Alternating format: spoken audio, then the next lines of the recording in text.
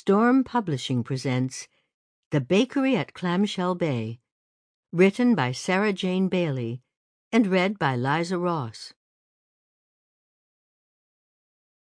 1. How simple you are, bread, and how profound. Pablo Neruda, Ode to Bread. The man walked in the way new customers usually did their first time at the Clamshell Bakery and Cafe, somewhat tentative.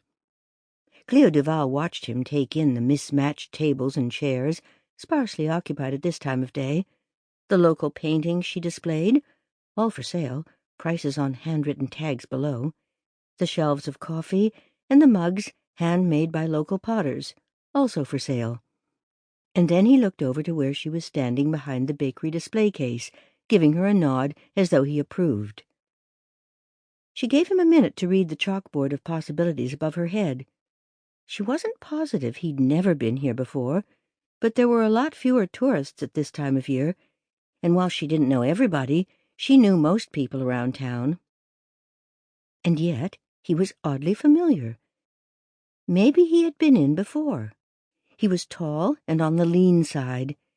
His hair was salt and pepper and shaggy, badly in need of a cut, and his beard could use a trim. His jeans were well worn, his boots even more so, and the flannel shirt he wore over a gray T-shirt looked like it spent a lot of time there, as did the ball cap on his head. Having made his decision, he stepped forward to stand in front of her counter. Maybe Cleo wasn't in charge of the tourist board at Clamshell Bay, but she figured it was up to every one of the shopkeepers and innkeepers and restaurateurs to do their bit to make everybody feel welcome. Tourism was their lifeblood, after all. "Hi," she said, with her welcoming smile. "What can I get you?"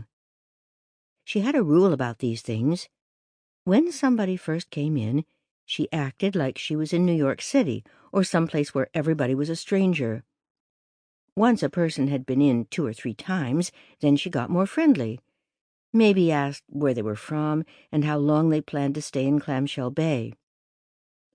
In her experience, not everybody wanted that friendly small-town chit-chat. Sometimes they were passing through, and all they wanted was a coffee. Sometimes they craved the connection of a small-town cafe. She wasn't sure yet which he was. Not that many people passed through Clamshell Bay. It was off the highway, tucked in a crescent of Washington State oceanfront. Nobody came here unless they meant to. Sample complete. Ready to continue?